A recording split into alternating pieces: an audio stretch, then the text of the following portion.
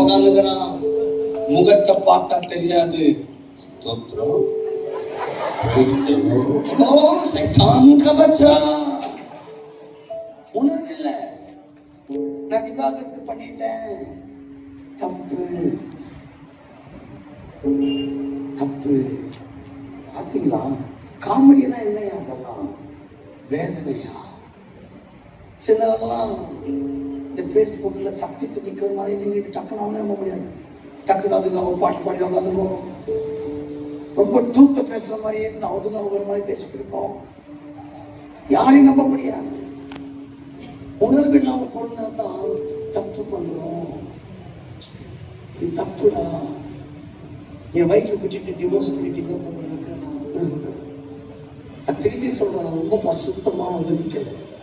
உங்களை போல எல்லா காரியங்களும் எனக்கும் வந்து அதை மேற்கொள்ளும் ஒரே ஒரு காரணம் அவருடைய அன்பு.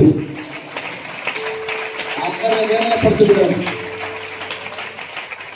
அவருக்கு வேதனை உண்டாக்குற விஷயங்கள் வேணாம். அந்த என்னை காப்பாற்றுங்க. இங்க டெல்லையில அவன் மடியில விழுந்துட்டான். கூந்த வெட்டக்கூடாதுன்றதுதான் சீக்கிரம். பெரிய நோக்கம் நியாயாதிபதி பெரிய காரியத்தை செய்வதற்காக ஆடுறான். பொடி ஹைட்டு எல்லாமே கொடுத்துக்கான ஒன்னே ஒண்ணுதான், இவன் எனக்காக வாழுவான். இன்னைக்கு பாருங்க, சப்பானிகள்லாம் ஆட்டு யூஸ் பண்றாரு. காரணம் ஹைட்டு வெயிட் கொடுத்த சிம்சனுங்க தோத்துட்டாங்க. கண்ணில்லாத சப்பானிங்க ஆண்டுக்காக எழுதுறாங்க. This is the reason. வாசிக்கலாம் 15ஆம் வசனம். அப்பொழுது அவனை பார்த்து